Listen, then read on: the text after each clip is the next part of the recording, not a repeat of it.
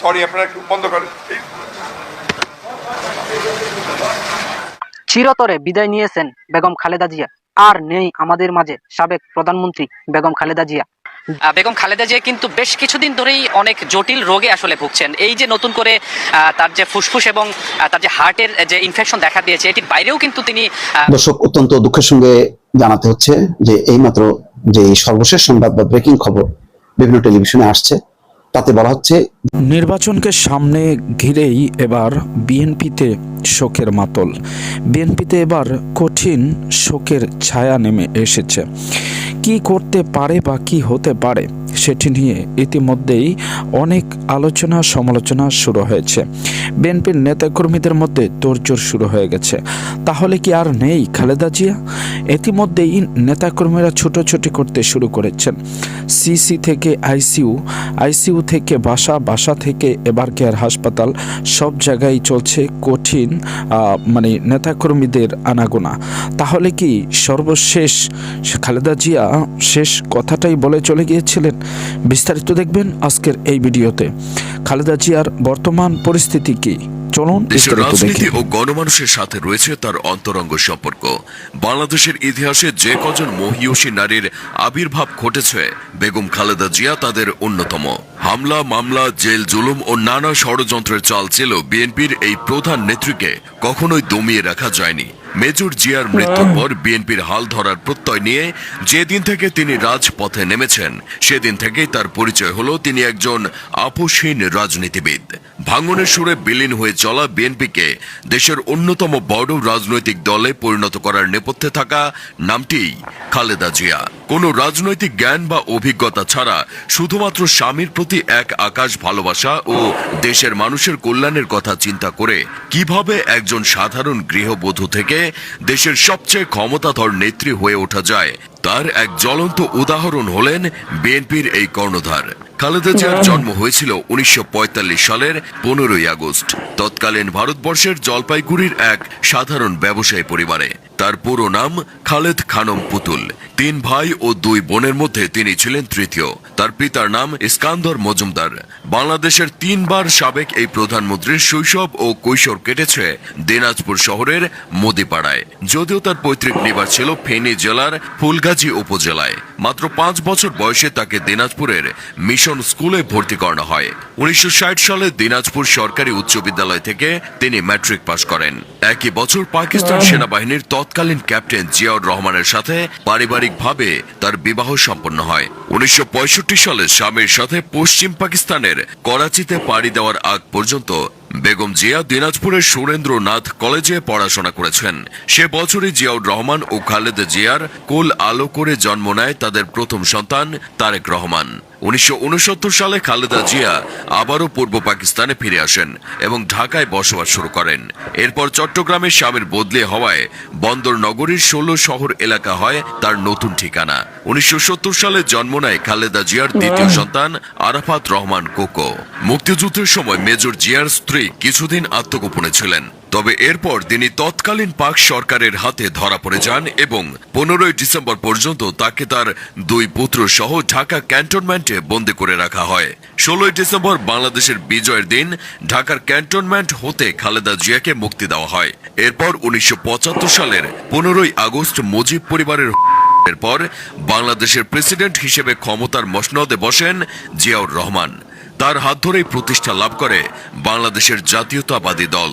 সেই সময় স্বামী জিয়াউর রহমান বাংলাদেশের রাজনীতির মাঠে চষে বেড়ালেও খালেদা জিয়ার এসবের প্রতি কোনো আগ্রহই ছিল না। একজন সাধারণ গৃহিণী হিসেবে 2 সন্তানকে লালন পালনের মধ্যেই কেটে যাচ্ছিল তার জীবন। তবে 1981 সালের 30 মে তার সহজ সরল জীবনে বিশাল বড় এক ধাক্কা নেমে আসে। কতিপয় বিপদগামী সেনা সদস্যের হাতে হন দেশের তৎকালীন প্রেসিডেন্ট জিয়াউর রহমান। ফলে তার দল বিএনপিতে দেখা দেয় চরম বিশৃঙ্খলা। তখন দলের সিনিয়র নেতারা খালেদা জিয়ার কাছে ছুটে যান এবং তাকে বিএনপির হাল ধরার আর্জি জানান। শুরুর দিকে তাদের এই আবদারে রাজি না হলেও পরবর্তীতে রাজনীতিতে নাম লেখাতে রাজি হন সদ্য বিধবা হওয়া খালেদা জিয়া। 1982 সালের 3রা জানুয়ারি বিএনপির একজন সাধারণ কর্মী হিসেবে রাজনীতি শুরু করেছিলেন এই গৃহিণী নারী। নানা অনিশ্চয়তা ও শঙ্কাকে পাশ কাটিয়ে তিনি দল পুনর্গঠনে মনোযোগ দেন এবং 1984 সালের 10 মে তিনি বিএনপির চেয়ারম্যান হিসেবে নির্বাচিত হন। বিএনপির অধিকাংশ সিনিয়র নেতারাই মনে করেন জিয়াউর রহমানের মৃত্যুর পর তার স্ত্রী যদি দলের হাল না ধরতেন তাহলে অচিরেই বিএনপি নামক রাজনৈতিক দলটি কালের গর্ভে বিলীন হয়ে যেত। 90-এর এরশাদ বিরোধী আন্দোলনে খালেদা জিয়ার দূরদর্শী লিডারশিপের কারণে গোটা দেশবাসীর কাছে তার জনপ্রিয়তা অনেক বেশি বেড়ে যায়। খালেদা জিয়ার এই জনপ্রিয়তাকে কাজে লাগিয়েই পরের বছর অনুষ্ঠিত ৫ম জাতীয় সংসদ নির্বাচনে বিপুল ভোটে জিতে যায় বিএনপি। সেবার বাংলাদেশের ইতিহাসের প্রথম নারী প্রধানমন্ত্রী হিসেবে ক্ষমতা গ্রহণ করেন খালেদা জিয়া।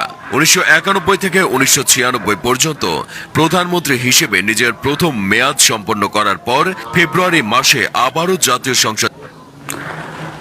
হ্যাঁ দর্শক, ইতিমধ্যে আপনারা আমাদের স্ক্রিন থেকে দেখতে পেয়েছেন, তবে সর্বশেষ আরও একটা ভিডিও আছে, ওইটা আমরা সংক্ষেপে দেখাবো। সর্বশেষ ভিডিওটা দেখলে আরও স্পষ্টভাবেই আপনারা বিষয়গুলো সহজে বুঝতে পারবেন। তো চলুন আমরা বেশি কথা না বলে আপনাদেরকে সেখানে নিয়ে যাচ্ছি, আপনারা সেখান থেকে এই বিষয়গুলো দেখতে থাকুন। চলুন।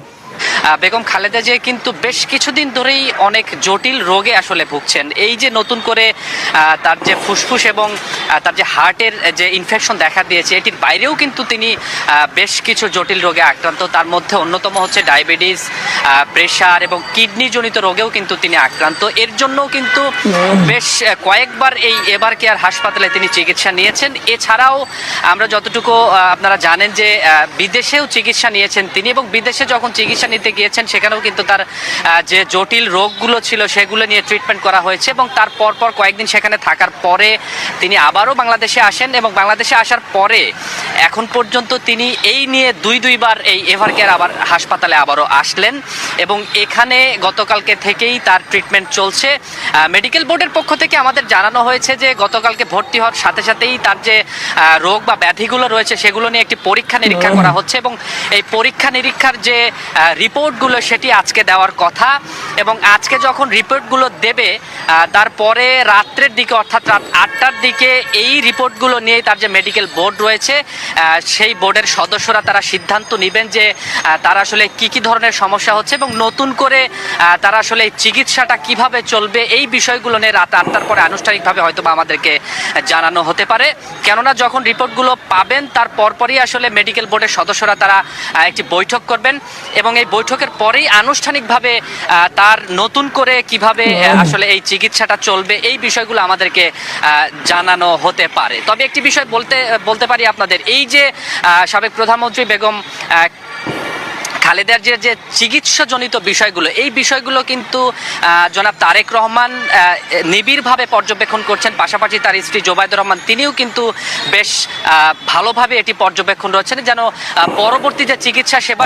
হ্যাঁ দর্শক, আপনারা দেখলেন তো, এরকম নিত্য নতুন ভিডিও পাওয়ার জন্য আমাদের সাথে থাকবেন। এতক্ষণ পর্যন্ত যারা আমাদের সাথে ছিলেন আপনাদেরকে অসংখ্য ধন্যবাদ। আর যারা পরবর্তীতে আমাদের সাথে যুক্ত হতে চান কিংবা আমাদের প্রত্যেক মুহূর্তের আপডেট নিউজগুলো পেতে চান তারা অবশ্যই চ্যানেলটিকে সাবস্ক্রাইব করে দেবেন, তাহলে প্রত্যেক মুহূর্তের আপডেট নিউজগুলো আপনাদের কাছে পৌঁছে যাবে। তো আজকের মতো